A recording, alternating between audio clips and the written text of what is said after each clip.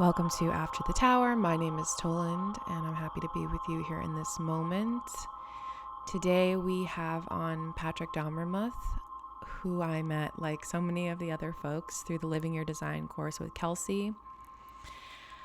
And we didn't connect too much during the course, but when I put out the call for the podcast, Patrick reached out. We had a few conversations, and in one of our email exchanges, Patrick shares this quote from Lindsay Mack, which we talk about in the interview, that really struck me and felt like we had a similar view, or there were similarities in how we viewed the tower itself, and it made me excited to have a conversation with him. In this podcast, he talks about how a sudden job loss really thrust him to confront certain addictive behaviors in his life, particularly with alcohol and drugs, and to some extent, and how that job loss kind of thrust him into this experience of confronting those behaviors. And he is very honest and raw and vulnerable in this conversation, and I really appreciated that, and I really appreciated his willingness to share his story and share the messy, complicated nature of change. And the only other thing that I want to alert folks to is that we do talk about suicide at one particular point in the podcast. It happens around minute 45 and goes for about 5 minutes, a little longer. So just take care of yourself in that. And then to ground us, I will share that Patrick is a Virgo rising, Gemini sun, Scorpio moon, and a 3/6 emotional manifestor. You can connect with Patrick on Instagram in two places, at Patty Domodules and at Third House Topics. I'll put both in the show notes so that you can connect with him there. And then you can connect with me at tolandlawrence.com, and that's where you can find me for human design readings, coaching, etc. And yeah, just excited for you all to hear the podcast. And yeah, hope you enjoy the conversation. All right. Hello, Patrick, and welcome to After the Tower. Um, and I thought we were just talking before recording, and we know each other from the Living Your Design course with Kelsey. And when we were kind of in the conversations leading up to this recording, we had been talking about the Tower card itself, and I thought that might be a good way to start this conversation. So yeah, I would love for you to share a little bit about what the Tower card specifically means to you and what kind of insights you've kind of gained from it. Because when you emailed me about your story, you did share this quote, I think, from Lindsay Mack about the Tower card and what it means. And I thought that was really an interesting grounding space for our conversation. And also welcome. Yeah, super excited to be here. Yeah, so I'm kind of obsessed with the tower at this point. And so when I heard about your podcast, I was really excited. And I had like images that immediately came to mind from like my life, but I started to doubt it a little bit later, so like this idea that it was like too small to count or something like that. And I was just sort of feeling into that, and I stumbled into this definition by Lindsay Mack, who had a big impact on me a number of years ago. And she described it like this: a big energy that shifts something unsupportive or that we've outgrown rather than waiting for us to do it. The tower can be huge and colossal, or small and deeply internal. Either way, it pulls down the structures of our life that are built on something untrue and unsteady, so that we can heal the foundations underneath them and rebuild our lives on something far more solid. Oh, I love that. I love that. And I personally agree with that a lot. Like as I've been having these conversations, because I think when I first introduced it to the LYD group, like I was very just like, okay, just tell me about your tower moments, whatever.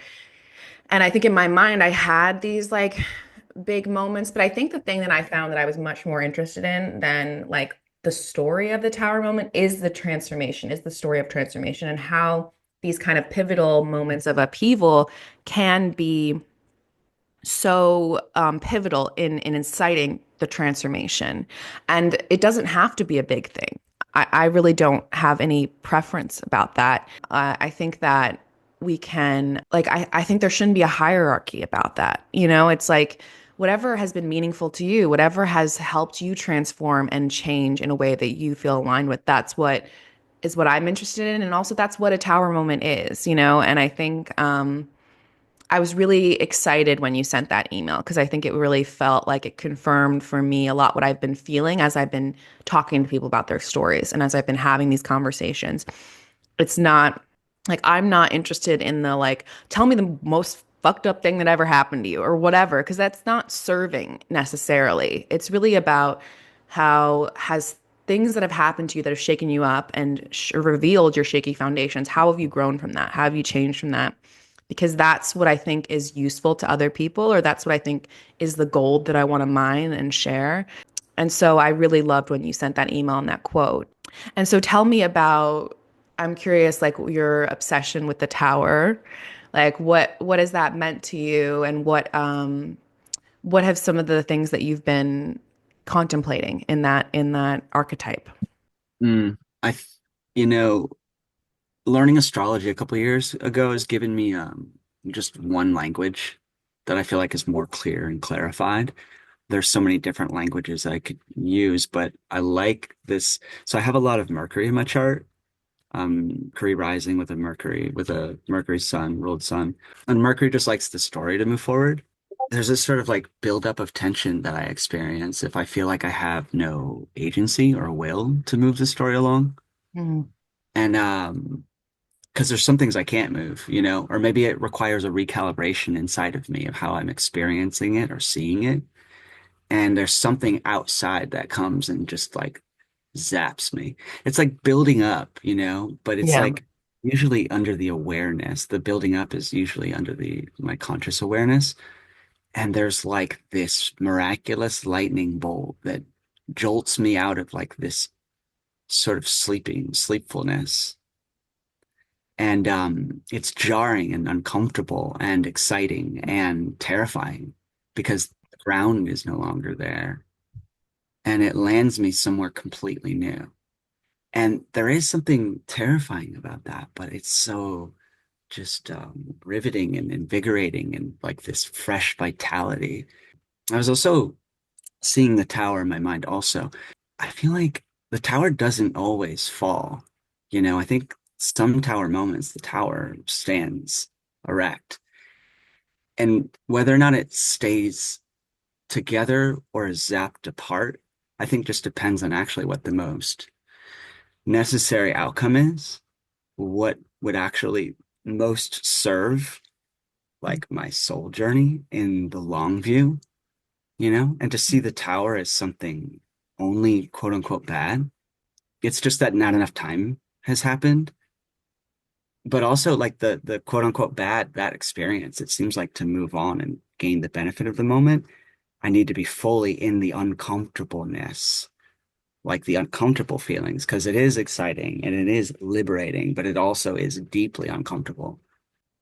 Yeah, that's so true. And I think like that's what I've been thinking to a lot lately is tower moments are like this like as you said, it's like subconsciously or below the surface, like change has been building and brewing. And then the tower moment is literally like the reveal of something that's been going on. It's like this sudden burst into the conscious realm, burst into the external realm of some shakeup, some change, but that has deep roots and has like a longer story about it.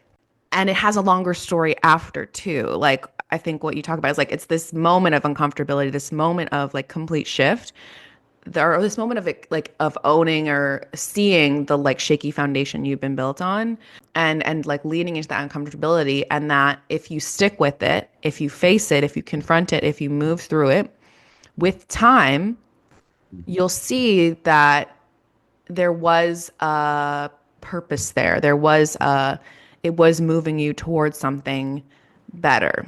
And again, like this, that we're speaking right now from like the tower as like a, like in a metaphorical, archetypal sense, like for spiritual transformation.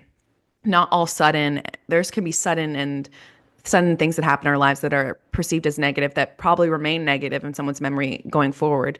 But we're just talking about a specific type of tower moment, a specific type of change here.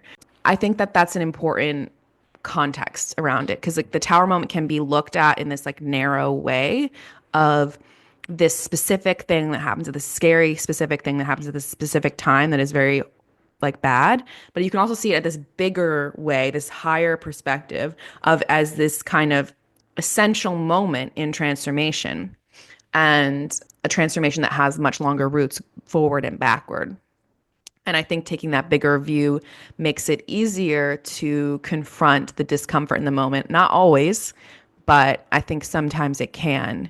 Yeah. Do you have anything in response to that, Rim? Yeah, well, when you talk about when you refer to the moment, that part is important to me because you're referring to a specific moment of like, I don't know, a moment is like a gap or a space in time that demarcates one reality to the next. And in the sense that like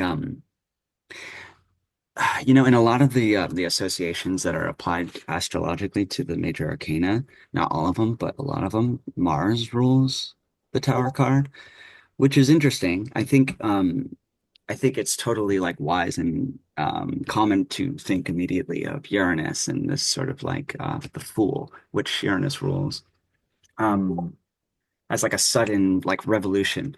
But it makes sense with Mars in a way also, in the sense that Mars cuts away that Yeah. that demarcation. It's It the cuts knife. away the past. It's yeah, the knife, and it separates the past from the future. Like something happens and nothing will ever be the same. Yeah. Yeah, and actually the etymology too of the word decide, it's like I'll probably bastardize the word like a good American, but it's like decidere, which literally means to cut, like to decide, decisiveness. Mm. So it's like I think also like if there's not, I think tower moments come when decisiveness is not accessible to my will. I think it's when like the universe, your guides, whatever, come in and make the decision for you. Ex- Like they come in and they're like, okay, enough. We're stepping in to like get this thing out of your life that isn't serving you so that you can move forward. Like I know you didn't have the will. We're gonna help you out here. We're gonna help you out here. I don't know if you maybe didn't have the will or the energy to remove it. And they're like, here we go. It's gone. Now And what? there's a sense of being like forsaken and abandoned or betrayed by God, which Hmm. also is like a necessary through path. Like in that, yeah, when something is removed or taken, there, of course, there's a feeling of betrayal. But with the thing is you're viewing it from the perspective of that thing was serving you, and maybe it wasn't. Maybe, maybe something needed to change. And again, it's like this perspective of with time, with time, you might see it differently. It reminds me of this parable that is told. I don't even remember what country, but it's like Okay. it's like there's this farmer and it's like Oh, how do you know? his horse gets stolen and then his neighbor goes and like Yes. I'm so sorry and he's like we'll see. And then the next day it's like his horse comes back with another horse and they're like oh wow blessings to you and he's like we'll see. And then his son rides the horse and breaks his ankle and they're like oh I'm so sorry and he's like we'll see. And I think that that is the interesting piece is like the betrayal exists from that moment in time and it is very real, to feel abandoned, but that abandonment then propels you to make a change, Yeah. propels you to to bring your agency back in, very Martian, and find something new, find a new solution. Again, the experience of that moment is very unpleasant and I don't want to deny that. But I think I'm just living in this higher perspective right now, so I'm speaking for it. Yeah, the last part of that story, by the way, Yeah. the son breaks his ankle, right? The Yeah. next day, the government comes to take all the young people away to war, but his son doesn't go because they Because didn't he's have broken. any use for a boy with a broken ankle. Right. And that's the thing is we'll see.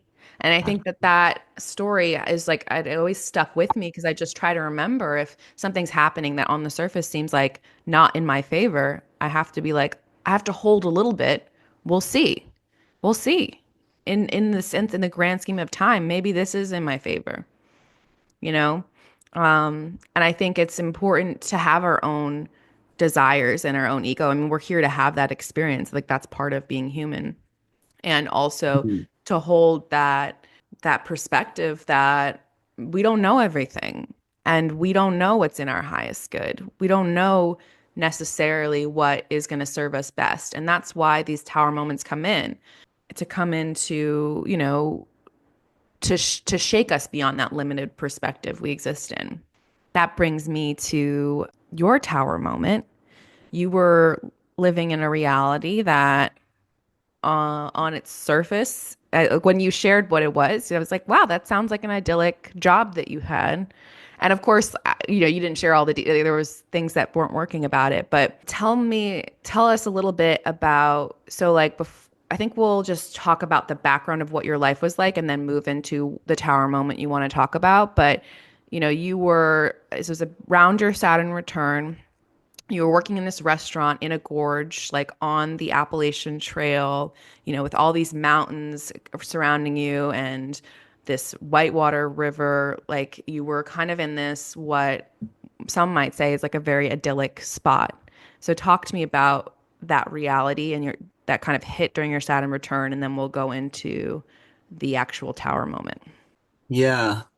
So I'll start out by saying when I was like 18, I think 18 or 19 was when I found the gorge, the Nantahala Gorge, Western North Carolina.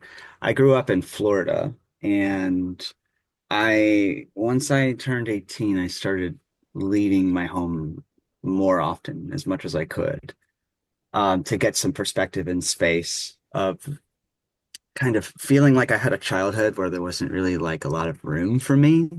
Like I had to kind of take on the role of like being smaller than I actually am. Um, but anyways, I ended up in this gorge working for this restaurant seasonally. And then the off seasons, I'd work really hard, make a bunch of money, lived in a shack for $70 a month, made a bunch of really wonderful friends. And then I would just hop in my car and lark around the eastern United States until I ran out of money.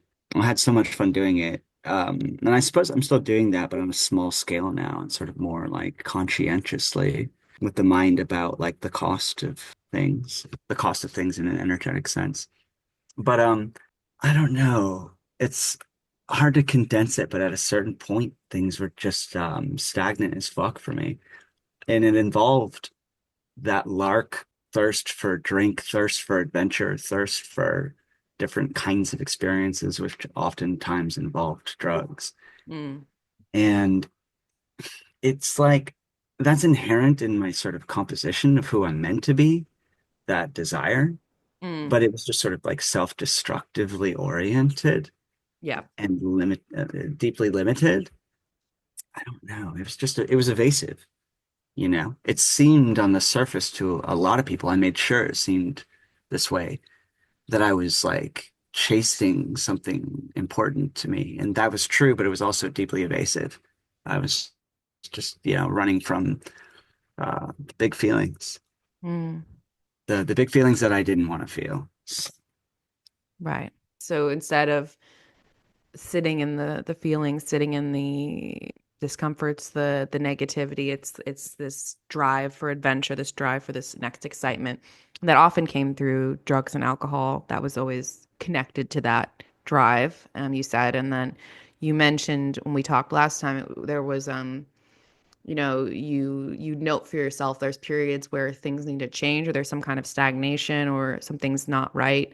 You often find that you're drinking more and in those time periods, and that was also true in this like months leading up to this moment. Yeah. I was drinking more and I was hurting the people that I cared about the most. Yeah. And I couldn't stop drinking. So, Yeah. And so you're kind of in this stagnant place where you know you can't you can't stop this running, this desire for this new thing that is, not serving your relationships, and it's not necessarily giving you what you hope it's going to give you when you kind of are thrusting out and trying to have these experiences. And then something happens. this job that had been this real source of support for you, something major happens and that you're thrust out. So talk a little bit about that experience. Yeah. Um, so at this point, I had already left North Carolina and quit drinking for like, I think it was like 2 years or 2.5 years or something like that. I went back to Florida, made some changes, really good changes, and went back to North Carolina. One of the people that I had hurt that I cared about, um, had told me like we had made contact and she had forgiven me and wanted me to come up and renew our friendship. And I had so many other friends up there too that I was excited to see. And so I was back up there for some time. I think at least a year and a half. And one of my coworkers dropped a bag of meth on camera, and I was standing next to her, and they knew who it was, but they still, I think for liability purposes, needed to cover their asses.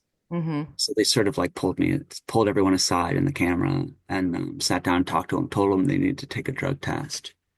I had worked for that company for a good 7 or 8 years, and I've always worked my ass off, and I take a lot of pride in my job, and I'm also I also can be quite stubborn. And I knew I wasn't going to pass that drug test. I told him that. And I also just sort of like on principle refused to do anything to pass the drug test. Like, you know, I was just going to piss it the way it came out and that was going to be it. I don't know. And I guess a part of me was like grateful. Like I was terrified, but there was a part of me that trusted it. There's a part of me that trusted what was happening, knowing that I was going to get fired and didn't know what I was going to do. Even though my nervous system was activated, there was still something like deeper underneath my nervous system experience that knew that this was right. But anyways, there was a lot of synchronicity surrounding it too. And it's like almost impossible, like infamously impossible to convey synchronicity. But there was this one thing, there was this guy in the gorge. The gorge attracted a lot of people who were running from themselves, as those types of spaces tend to do. Places of beauty, actually. There was this guy, I didn't know him, but he was pretty well known of because he sold a lot of drugs and just was kind of wild. And I remember like one night, it was like a dark night. There's no like lights out there. It's beautiful. Just the mountains and the river, and it gets like pitch dark. And there was this like there were all these ambulances on the side of the road, and apparently the dude had like dropped off his friend who OD'd and just like ditched him to die. Mm. But anyways, and I had a lot of really strong judgments about that guy, you know, as like I think is quite natural, but it's always so easy I had more in common with the guy than I would Mm. have wanted to admit, you know? Yeah. Like I have this like I wouldn't have like dropped my friend on the side of the road to die, or so I say. But that's kind of not the point. Like I was getting fucked up and just like at that point I wasn't drinking, but I started to take different drugs again. So yeah, so the night that the bag of meth got dropped, I went down to the river, like down the banks next to the river, and I liked to like sort of dip my head in and like wash feelings away and things like that. It was like a prayerful thing. And that guy was down there. Mm. It's so weird because we just like started talking like old friends. Like I'd never even talked to him and I like didn't like him. I had all these judgments about him. And we just started to share our stories. Oof, I'm getting emotional. We're sharing our stories about different, just really hard things that we'd gone through. And we are talking about how the river and the gorge had like saved our lives. And anyways, like that was just like weird. Like the next day I was like, is that a fucking dream? What the fuck was that? Mm. And so anyways, yeah, like I got fired and I lived in staff housing. So it was like I lost my job and I lost my house. Yeah. Yeah. You were And I thrust. guess that was like the beginning of like the disintegration. Mm-hmm. I think there's a lot in that story you shared about this man that you had judgments about and also could see something of yourself in. And I couldn't until I met him. yeah, yeah, Yeah, yeah, yeah. like later looking back. Because I often find with myself too, if I'm judging someone really like intensely, like it's persistent, there's often like something either they represent a part of myself I don't like, and that's why I'm judging them, or they have something that I want, and I won't admit to. And I think with you, it's the former. It was like there was something he again, like, as you say, like it wasn't like you weren't to that level, but you as you say, there was you were out of control a little bit, and he kind of evoked that. Or I'm curious, like what looking back now, what did he represent for you? Because I think it's interesting. Like I'm keeping looking at this moment, and it's like you were looking maybe at a trajectory. I mean, I don't know if it was exactly a trajectory you could have gone down, but it was reflecting what might have had or um, something about staying. It reflected that, and that you being thrust out, you got on a different path. Is what I'm. That's my imagination so far. So I may be putting too much in it, but if there's anything you can respond to in that area, because I think it's an interesting moment. And yeah, sorry, this is not a super clear response. So Yeah, and take it where you feel the threads are. I say we just like mutter and stumble until we get somewhere. Yeah, Yeah. well, so at that point, the friend of mine who had invited me up, I think she just sort of um was a made it she was a very kind person, and she, I think, overestimated her capacity to Mm, for forgiveness. I think a lot of things just sort of like poured out at a certain point. And I think a lot of other pain that she had experienced, I think, just hit a culmination, and I had like genuinely hurt her.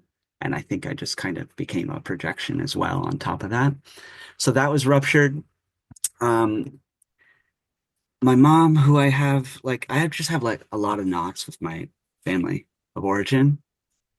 Um, and my mom came up to visit with her husband, and my dad came up to visit within the same week. And I also didn't really have like it never occurred to me that I could tell them like, no, don't come, or like, actually, I would like mm, you to come at this time. And never even like that wasn't an option in my reality, you know? yeah. Like I, yeah. So I landed a different spot just through like my network of friends that was still in the mountains, and I didn't have to pay much, and those are the things that I would gravitate toward. I still do, because my time is so fucking valuable to me, you Yeah. know. The less time I can have to be at a job that I don't give a fuck about, so like my costs, I have always kept down. But anyways, I landed there, so it just bought me more time to keep drinking, I guess, right? Because like actually within like less than a week. It was all 1 week where my mom came up, my dad came up, and my friend like freaked out on me and just like turned like all of a sudden I was like a monster. And I started smoking. I had quit smoking cigarettes at that point. I quit drinking at that point. And I think I was like, yeah, I don't know. I guess you don't need to know my drug inventory. But I started smoking cigarettes again. I started drinking again. It was just like I was in the gorge. I had a home. I didn't know where else to go, and I needed something to help me. And I just didn't have the tools to maintain that desire that I had to stop drinking, that desire that I had to stop smoking, to love myself. I felt like I didn't have the tools to love myself the way I really wanted to. Yeah. So yeah, I started drinking again, and I landed up at this other place, and then that actually blew up too, like out of nowhere. I was comfortably, at that place with my own space, moved in, sitting by the fires at night, getting drunk. That was my safe space, the fire. And all of a sudden, the landlord comes to stay in the upper room for their vacation, and just weird tensions flared up. And next thing you know, my roommate's daughter is screaming in the landlord's face that she's a bitch and she better not talk to her mom that way. So now I'm like, I don't have a house again. It's like, what the fuck? And I still couldn't stop drinking, and all the jobs that seemed available sounded fucking miserable to me. Um, st licking people's assholes, standing under bright lights. No thanks. That's like America for a lot of us. But anyways, um, and I landed in another spot through my network. They let me stay, but it was like they had all their storage in that room. And I'm a nester, like I need to be able to nest. Mm. Like I really like decorate, like decoration itself is like a form of like mild trance work or something like that, like self-soothing. Like so to be in a room that was full of other people's stuff was like fucking miserable. Still couldn't stop drinking. Money's running out. Can't find a job. I moved back to Florida. I didn't know what to do, and I was like grateful to have a place to go back to, and also miserable because I did not want to live with my dad again. Um, you know, we're like exactly the same way, except all the ways that we are utterly and completely different. It's a strange dynamic, and we're both stubborn.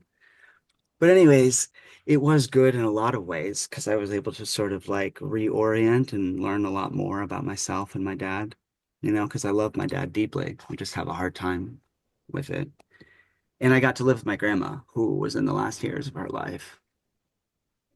And I was there about 9 months, still couldn't stop drinking.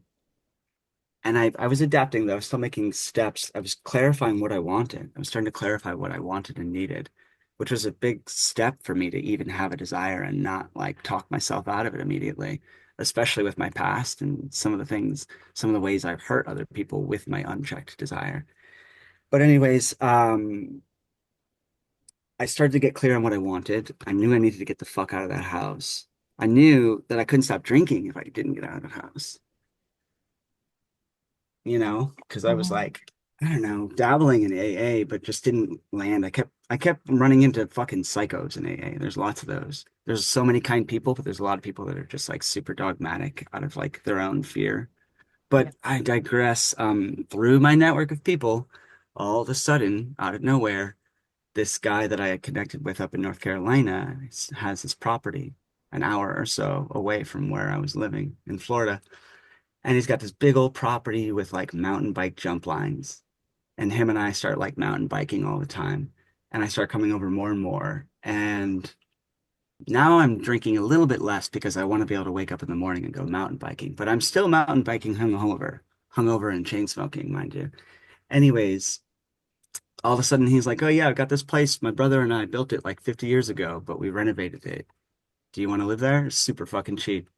It was wild. I think like within like 10 months or so, like all of a sudden I was like, I never imagined that I was going to be leaving North Carolina. It was like the last thing I wanted to do.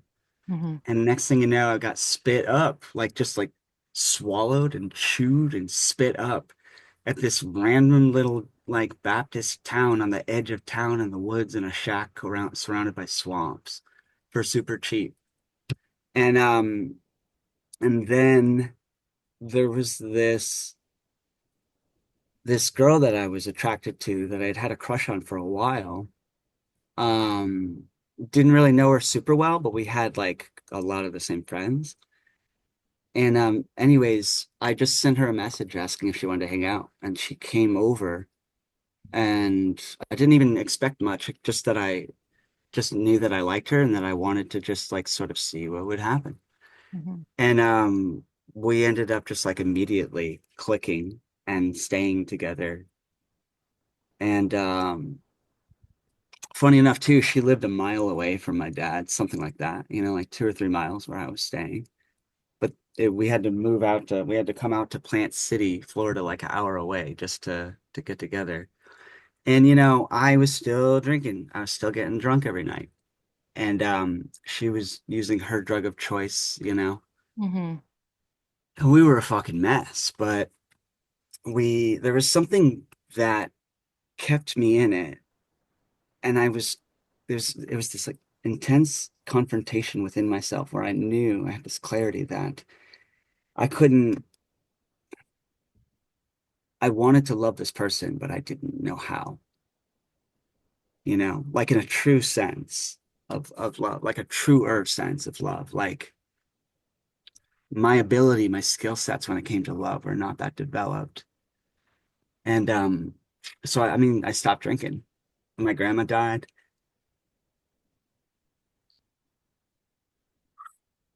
Mm. and I also was like, it was the first time that I had a break between night shift and morning shift waiting tables, and I went home and I drank, and I'd never done that. That just scared me. Scared you. Yeah, but it was like it was built, everything was building toward that. That was like the moment that it was like a moment when I really put my foot down and made a decision to So do the so hard take work. me, yeah, so take me to Mhm. that moment because I want to make sure I understand, you know, because you talk about this trajectory that you've been on and from what I'm hearing in your story, it was like you were thrust out and every time you went back to the old habits, you'd get thrust out again. It seemed like it felt like that's what the universe was like pushing you towards coming back home, a confrontation with your father, and then this new opportunity for a relationship, and this confrontation with, as you talk about your difficulty in loving, but I also hear, I am hearing and hearkening back to like lack of self love, Mhm. as a Exactly. connection. And I think that's really connected with the addiction. And, you also talk about running away from big feelings. And so the passing of your grandmother, where is that moment for you? If you can pinpoint it where you kind of had been on this path and it hadn't been working, but you'd slowly started to push towards something better in fits and starts, starting to respect yourself a little bit more, like just like the biking, the things like just a little bit, and what was that turning point though when you were like enough with the drinking? What was that moment? You said you had this moment that scared you, where you were drinking in between shifts, which you hadn't done before. But where did you say enough? It's hard to pinpoint it. Mm, I mentioned my grandma dying because there was things already building, yeah, especially like being with someone that it was just like super dysfunctional. yeah, And it was becoming more obvious that it was like something drastic had to change or it wasn't going to work. And I wanted it to work. I right. wanted it to work. And then like my grandma dying was just sort of like, I think the grief opened up like all the other grief. Yeah, And that was what I was running from. right. And yeah. So it was just a moment on the porch where I just was like, sort of like hysterically, like praying to something that I didn't know what it was, but just like, I don't know, like this whoosh of energy coming out of me, like Hmm. something just like decompressed. Surrender. Hmm. Yeah, as you said, like yeah. Again, it's sometimes hard to find those moments, but like I just see this moment of you on the porch, praying, or in that moment of letting it go, and in your grief. I'm curious, after that decision was made, and you kind of had reached this culmination point, what what surfaced for you? I imagine, and I don't know if that's true for you, but you know, when you lose that coping mechanism, all the emotions that it represses can come out. It depends. And so, but what surfaced for you in the aftermath of that change? Yeah, yeah, they all came out. And I was it was yeah. super fun, right? Oh my God. The main thing is I couldn't have done it alone. Yeah. I mentioned that pride. That pride will serve me in many ways, but I didn't want anyone to see me like that. Whew. And that's actually I have this like conviction that that's actually one of the most valuable things I can offer. Like going forward, it's like a superpower. But I got into AA. Okay.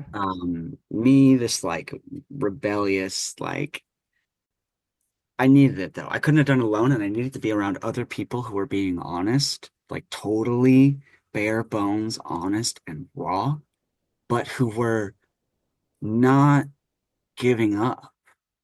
And I needed to be around new kinds of people. I needed to be around people who wanted to try to love themselves Mm. in an open way, like in a public way, like with some semblance of public, And yeah, so about a year and a half, I think, or 2 years or something like that, I worked my ass off in AA. Yeah. I mean, I'm coming up on 4 years no alcohol Wow. the end of the month. And I think the longest that I'd ever gone since I was 18, before that, or I guess since I was 16, would have been about 2 years, 2.5 years. So I Yeah. passed that. And, so I got sober.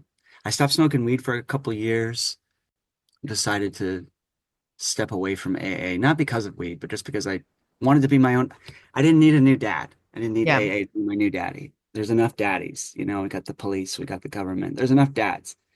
There's enough dads telling you what to do. We all have one of them.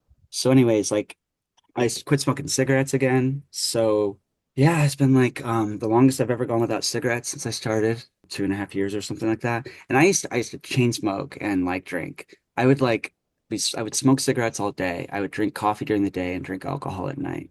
And in a lot of ways, it was so much fucking fun. But obviously, that doesn't work for a very long time. Right. It has its point of diminishing returns, where it's just no longer giving you the thing it gave you maybe the first time you did it or second time you did it. But I want to go back to because I've heard a lot of stories of people's recovery and AAs, and usually it doesn't have to be a permanent part of your life.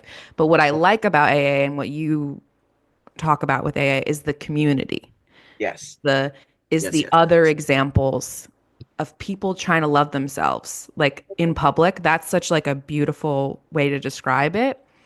And I would just love to dig a little bit more into that journey for yourself. What has it been like, because you talk about like there's this grief piece I want to get into, and then there's also this love piece that I want to get into, and I feel like they're tied, and how the community helped you on that journey, because I think it's hard to do it alone. It's hard to face yourself in a real way with no witnesses, We need support. We're human beings. We need each other, unfortunately. And Well, a friend of mine would always say, like, I have good news and bad news. The good news is you don't have to do it alone. The bad news is you can't do it alone. yeah.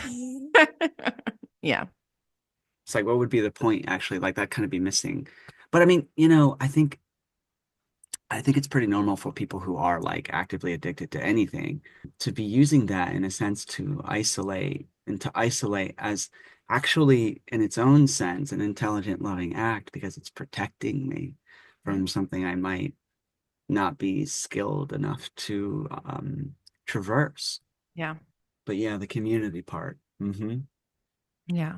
And just like how, yeah, like I'm curious more about like how that shifted for you, in terms of like going from a place where like it's like I don't know how to articulate. Like it sounded like like self-love was like almost like it wasn't something you could really access or you didn't really know how to understand, but that through this process, it sounds like you have more of a grasp of that and you feel more of that. And how did community play into it? But what were the other things that helped you on that journey, The river. I always lived near a river. Mm. What does the river say about love? Oh, I guess I don't know. It's I'm having a resistance to like pinning it down in words, but And if you don't have the words, just you can tell me no. It's I perfectly fine. have sensations and impressions that surface, and one of them is definitely that there's this word abulations, like Mm. sacred bathing, but also like I don't need someone else to do it for me. Yeah.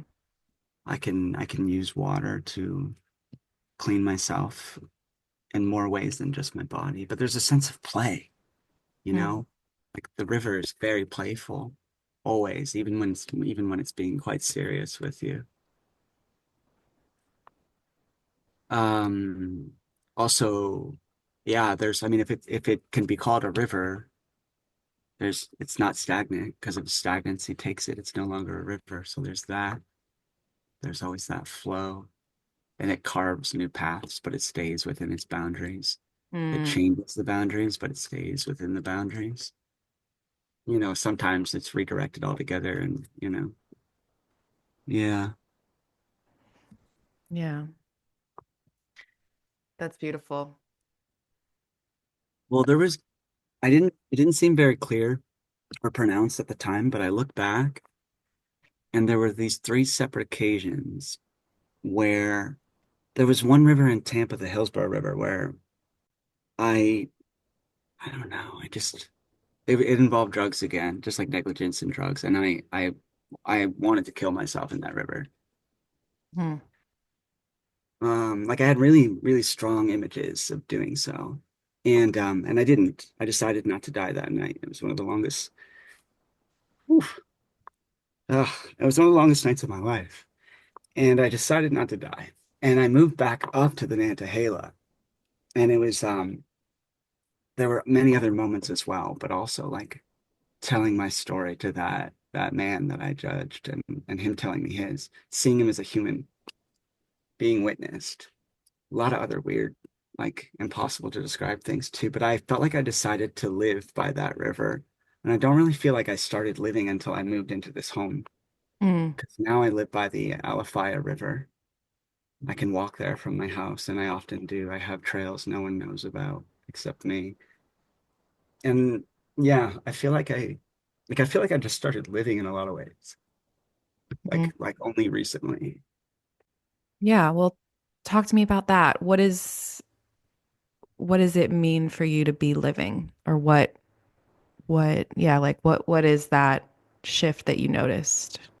I don't know. I'm feeling called to say this. I don't know if it's helpful, but I often found for me when I was feeling suicidal and I had the ideation a lot in various points in my life, looking back now with a different viewpoint, I really see that I wanted to kill the way I'd been living, you Hmm. know, the trajectory that I'd been on. That's what it felt like, or the version of myself that I was, not like, again, this was just my experience, but it wasn't like looking back, I'm like, that impulse was trying to push me to, I feel like, see that I needed to change my trajectory, that something in me needed to die so that I could be born into a different life. Now, that is with a long, it's many years ago that I was experiencing that. At the time, I would have told you that's not absolutely not the case. But I just am hearing that and what you just said. It's just the way you put those juxtapose those two moments of the river and and that desire to like that it feels really close to end life. And then many years later, you're talking about you're finally feeling alive again. I just hear a little bit of rebirth. And again, no one's life is perfect. I'm not saying that, but I think there is a different vitality that you're talking about that I think sometimes when we push ourselves too far in the misaligned direction, that's when uh, we, when I did, when I pushed myself too far in the misaligned direction for my soul and for what I was trying to do, that's when that ideation came up for me. And I'm projecting that into you. I don't know if it relates, but, and I don't even know why I said that, but, I would love for you to speak to what does it mean right now for you in this moment to be living? What's the difference that you feel now that didn't exist before, maybe when you were running? This Modest Mouse line is coming to mind. I haven't like they're really important to me. I listened to them so much when I was in my 20s. He says something like, I didn't want to die, I just didn't want to be here. Mm, I didn't want to die, I just didn't want to do anything. I didn't want to do nothing, but I also didn't want to do anything. And I also was thinking while you were talking about my energetic capacity and like my vitality. I'm a very energetic person. And there's a sense in which like using drugs and alcohol and things like that like tamped down my energy. Mm. It which kept my life safe in a sense. It's, because if I start like taking practical steps to embody my desires in like a grounded way, like my fucking life's gonna change. I wanted that, but at the same time, that was terrifying, especially when I had this like deeply, deeply internalized sense of myself as being like totally worthless. Yeah. Like, who would want to be like, here I am, I'm totally worthless. Everyone, look at me. Like I didn't want to be Hmm. seen. So I had this mask. And again, it was like a very convenient, useful mask. And it's also one of my skill sets is to be able to play roles. I'm thinking about Gemini right now. I'm thinking about Mercury. I'm thinking about like um, to mimic language. To learn to speak is to mimic language. And there's a sense in which I like can play roles to make myself fit that fluidity, that mercurialness, that mutableness. I can shapeshift. And it's a skill that I think I can use in service, to share my story and connect with people. And yet I used it to keep myself safe and to keep myself small, and I lost myself. I lost myself in the process. And so now I'm still terrified and anxious and all these things. Like I'm a fucking mess. Yeah. But it just kind of doesn't matter as much that I'm a mess. And if it matters a lot that I'm a mess in a moment, I know that I'm like, oh dear, like let's put some softness there, It's like, oh, you're a mess? That makes sense. Welcome to the human race. Welcome to Earth. I was thinking about like having a foot in each one, like a foot in the sorrow, the necessary sorrow that actually opens one heart, and Mm. having a foot in hope all at the same time. And I've noticed too when I'm stubbornly insistent and completely living out my emotions, sometimes to a fault.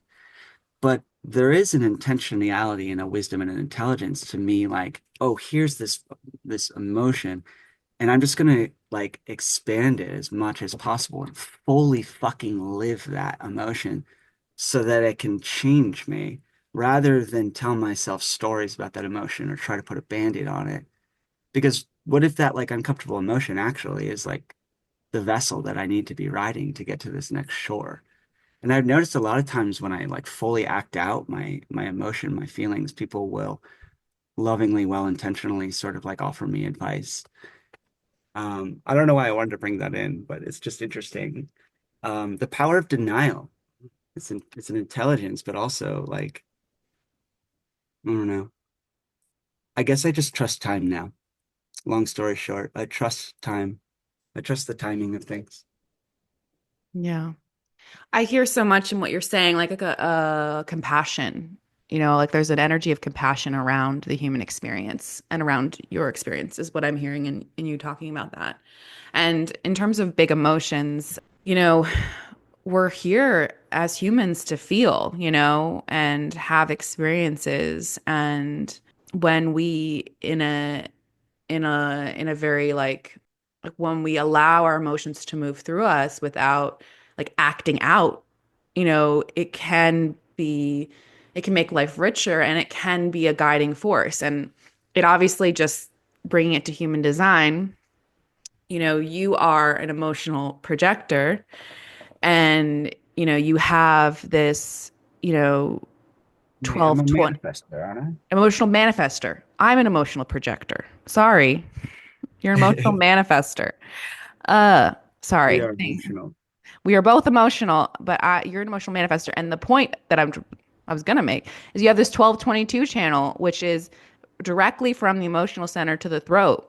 You're meant to express and share your emotions when the timing is right. That's a part of your process. That's a part of your manifestation, like your manifestor process. This is how you initiate. And so understanding and being with that wave is a part of your health. When you're suppressing your emotions, I can't imagine that supports your energy. So that's what I was gonna say. And Yeah. thank you for correcting me, because I would have been really off if you didn't correct me on that. But yeah, so that's what I was hearing in what you were saying. And yeah, it just makes me think of the same thing can be happening, but the story you're telling yourself around it shifts everything, you know? Like when I am angry or whatever, but I have compassion around that anger and I'm not trying to suppress it and judge it, everything shifts. It's a completely different experience. And I think that having like removing that extra layer of self-hatred and self-judgment, again, it's a process, it's not a perfect, but like just loosening that Yeah. grip changes everything, you know? Yeah, to bring neutrality, like this intentional devotion of like bringing some neutrality. Hmm. I mean, Scorpio moon over here. Right. Scorpio moon's 6 degrees from Pluto, so like thorniness is not unfamiliar to me. Yeah, Yeah, but like there's stories that I got that I internalized that I needed to like suppress anger or whatever, the judgments that, and again, they kept me safe. Like there is an intelligence to me having judged my anger. totally. But yeah, but now it's a sense of bringing neutrality. So there's more freedom and there's more like, what is it? Between stimulus and response, there lies a space. Therein lies our power. Totally. And anger it promotes action, and so when we have awareness around our anger, it can help us take helpful action towards the things that we want. It's just a question of awareness. It's a question of awareness and a question of holding it in a compassionate, space. As you talk, that space. And the skill to harness like super intense, powerful, energetic emotion. It Yeah, takes a certain skill and tact. totally. It definitely does. And the other piece, I'm just gonna, yeah, some of the threads that I am interested in exploring, and you can kind of pick up whichever one feels generative to you. I'm interested in coming back to the relationality piece. Like you talk about having these relational ruptures, struggling to have, what feels like generative relationships. And then you have this significant relationship that comes into your life that is part of the series of things that seem to lead you to make this change. I'm curious, like this process of removing alcohol and going through a period where you're actually confronting the things that you had been running away from. How has that maybe shifted your relationships, your capacity to be in relationships, what you're noticing in relationships? That is something that I'd be interested in. And the other piece that I'm feeling is like, you talk about you're someone who has a lot of energy and, the alcohol kind of kept you in the safe place or like the known place. And there was a fear of of going into the unknown, of following what you wanted if it was going to take you out of what you understood or what felt safe. And I'm curious about if anything for you has changed in that perspective or you have a more awareness around it. So either of those two roads, if you have a thread that you want to pull up, go for it. I don't know. There was so much that was coming to my mind, but right now, the just the fact that I've got a Gemini stellium and a Scorpio moon.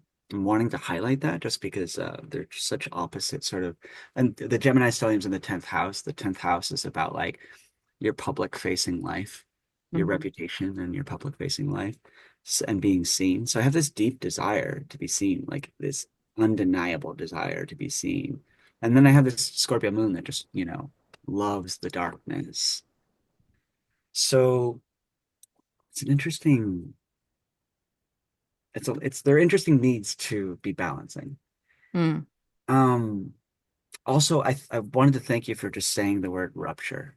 I meant to use that word. So I'm so glad that you used that word in a tower podcast, just rupture. But the relationality, I think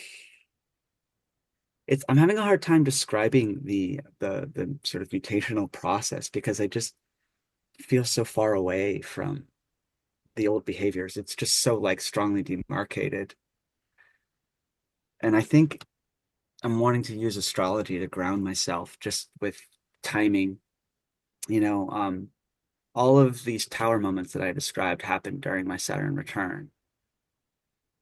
I got sober twice during my Saturn return because I'm dramatic. And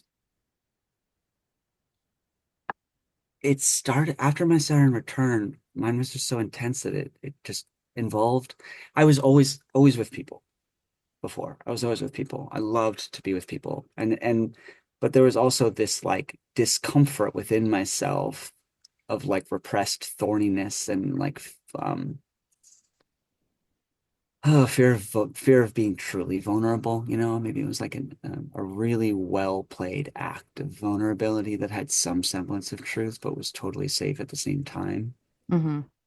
I guess it was just a lot of persona building, you know, not to shit on personas, they're necessary. There was something deeper in me that just wanted my attention, was demanding my attention. And after the Saturn return, it just went into a lot of, I was in community, but I was taking more alone time than I ever had. Mm. Until at a certain point, it was the desire for being alone and within my own company started to grow more and more rather than something that I dreaded. Because at first, after quitting all of my suboptimal coping mechanisms besides coffee, yeah, all the emotions that came up, obviously, it was really difficult. And, but it just like evened out. And without me even realizing or noticing, oftentimes, it was just like, oh, I actually feel like comfortable in myself. Like just gradual, you know, just a little bit more softness, a little bit more lightness, a little bit more clarity, a little bit more awareness. It's subtle, but it has a big impact on what reshapes itself around me, you know? Like the ripples are just massive. Like I wouldn't, there's no way I'd be here. Like I got sober on Zoom and I fucking hate computers. I wouldn't be here if I didn't need to get sober because I wouldn't have learned Zoom. I'm like an 85-year-old man with a book with technology. So I don't know. It's like, yeah, I'll leave it at that. No, I think that that's a wonderful articulation. And I have to, enter in my human design perspective here. You are a 3-6 profile. So the Saturn return for those who have a six line profile, a six in their profile, they have this process where they go on the roof, and so that is a big part of what I'm hearing in that story. Going on the roof means kind of detaching from the previous way of living pre-Saturn return and kind of coming on, a little bit more apart, a little bit more objective, a little bit more outside. And so I can hear that in your story of maybe not being so immersed, because when you were a three, as a 3-6 in your pre-Saturn return phase, your profile was actually a 3-3. So you were very immersed in the world, very immersed in the material, like the Maya, the stuff, and then coming onto the six, coming as the six comes online, as you go onto the roof, there is a removing, a kind of a pulling away that happens, and I can hear that in your story. So I just wanted to highlight that, And a perspective, like a perspective yeah, shift. the Yeah. perspective. Yeah. And then I think that I just want to, because we're kind of coming, I feel like we're coming towards a conclusion.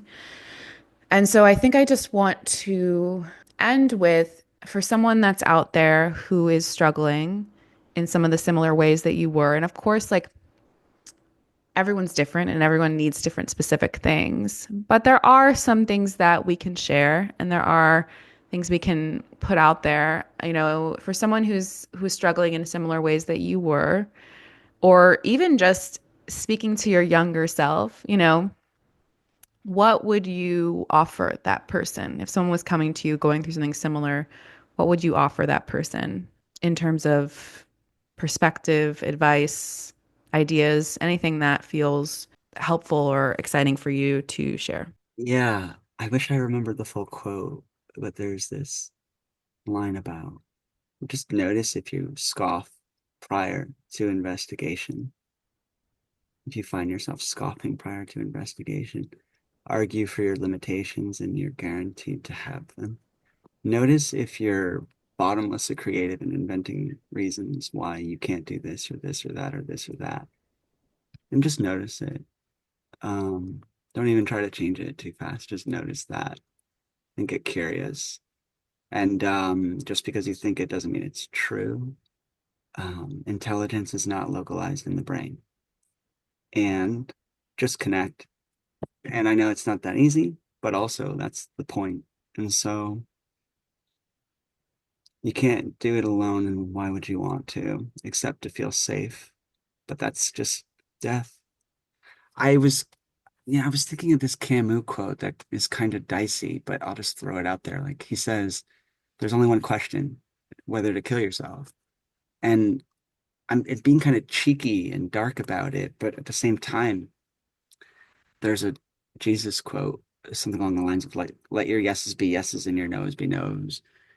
And I guess it's just a matter of like noticing, like, if I'm going to do something, I might as well do it. Yeah. Like, and then that just moves the story forward. It just moves the story forward. And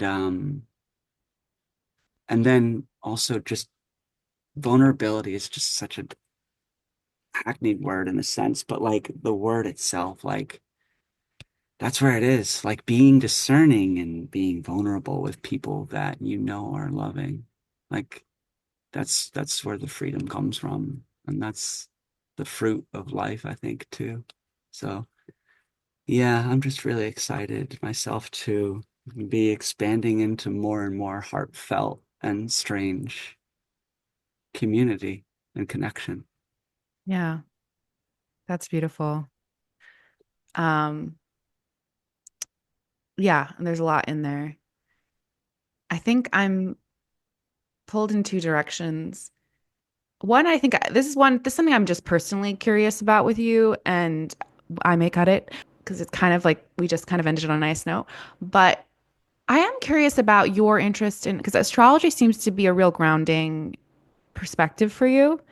And I'm curious about the roots of that or where this plays into that story. Yeah, and just other kind of esoteric Yeah. perspectives. I'm curious about how that connects to this story, like because it seems like it's helped you understand what you went through and kind of give it a context. But I don't know when you started on that journey, so I would just be curious about that. Yeah, you're never going to believe this, but I have a hard time being concise and pinpointing it because I'm like, oh, I'll tell you my life story. That's how I answer every question. But you're never going to believe this, but I used to judge anyone. I have a lot of harsh judgments around anyone that I had met before my Saturn return that talked about astrology. Mm.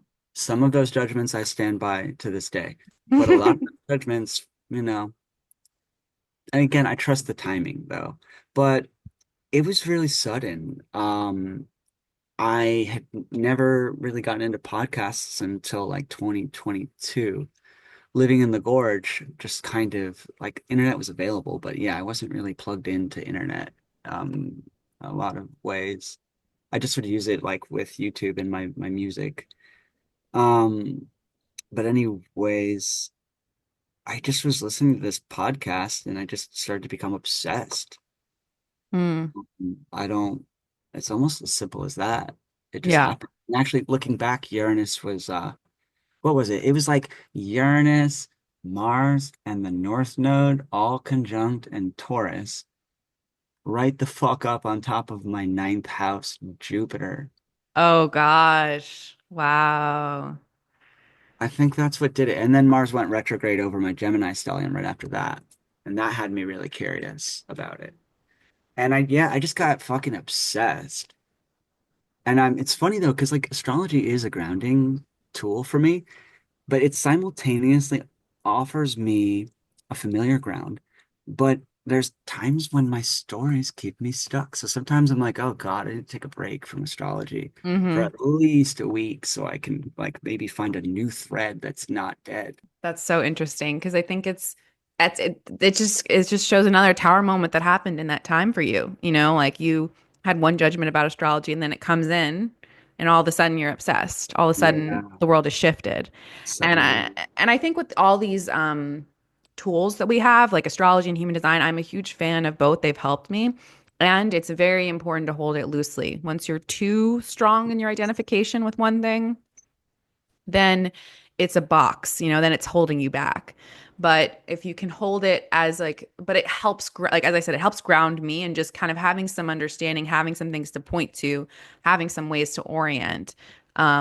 But yeah, I totally get that where it can be like, I can't do this because like I think I made a joke. I can't remember if this was recorded or not, but I made a joke to you earlier about my Taurus sun and being lazy. Like if I took that too far, I would just say I can't do things because I'm a Taurus sun and I'm lazy. But which number one isn't how Taurus is 100% defined. But number two, that's not really serving me to have that understanding. And um, when I'm in too much of a box or saying things can only be this way, just like you talked about with your advice earlier, like, if you whatever, like, don't argue. If you argue for your limitations, you're going to win.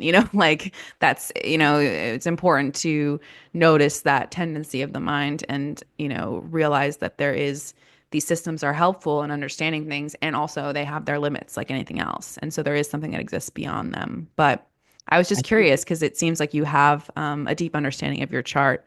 And I think you understand how it plays into the story. So I was curious when that hit for you, but it sounds like right around that Saturn return period. yeah, yeah. It's interesting. It's like the the system of thought itself is like sentient and alive, and it starts to turn into like a dead matter if I cling too tightly or if I think I know too thoroughly what it means, because it's alive. Yeah. It's like the same man can't step into the same river twice. Mm, I'm never going to see my chart the same way twice. yeah. If I, well, yeah, yeah. Yeah. That there's new things to discover each time you look at it if you're open to it. Um It's like and the finger pointing at the moon. You ever heard that? Like, don't no. mistake the finger for the moon. It's a symbol. It's pointing at the moon. It's something. It's a tool to help me experience the moon. The finger pointing at the moon is not the moon. Right. Exactly. And that's the thing is like there is so much about this human experience that's beyond the human capacity to understand. And these tools help us touch into it a little bit, but nothing really can. It's beyond words, it's beyond our understanding. And recognizing that is important to hold that as well. I feel like it's like this tuning into different kinds of awarenesses so that I'm Mhm. living on more than one reality, like more than one level. In the sense that like I'm having this interaction with you right now. Yeah. And then there's other parts of me that are alive that are sort of stepping forth at different like subtle levels. Yeah. Exactly. So, um, yeah, I think I feel complete in what we've traversed. I would be I think I would just open it up. Is there any last thoughts? And then also, um, is there any place that you want people to connect with you? Um, anything, any space that you want to be connected with if people are have connected with something that you've shared. And if not, that's cool too. But yeah, so any last words in any way that you'd like to be connected with? Oh yeah. Jeez, I always forget. I'm like looking up my handle because I never remember these things. But I do want to connect. So anyone that is interested in talking about anything interesting, please reach out. Um, I was thinking though, it might be it might be a cool thing if you were interested to do another follow-up, but focus on like Tower of Babel and more like astrology, archetypal stuff around the implications of towers and being a human. Yeah. But I'm gonna have you put it in the show notes. Okay. I will put it in the show notes and y'all can see it there. Well, thank you for coming on and thank you for sharing so vulnerably. And yeah, I really appreciate you. Yeah, thank you so much. All This was right. fun.